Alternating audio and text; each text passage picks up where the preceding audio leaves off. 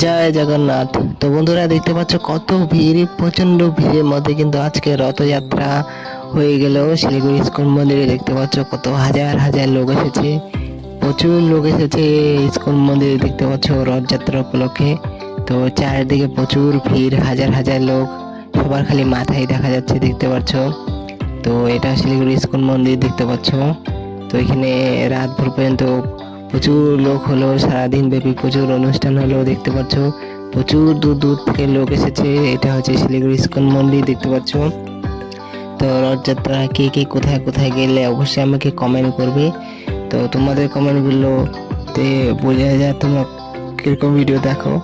তো অনেক জায়গায় মেলা হলো শিলিগুড়ি, অনেক জায়গায় রথখেলা, আশিগড়, প্রচুর জায়গা মেলা হলো, প্রচুর ভিড় ছিল। কিন্তু তার মধ্যে ইস্কন মন্দিরে তো জায়গাই পাওয়া যাচ্ছিল না, এতটাই ভিড়।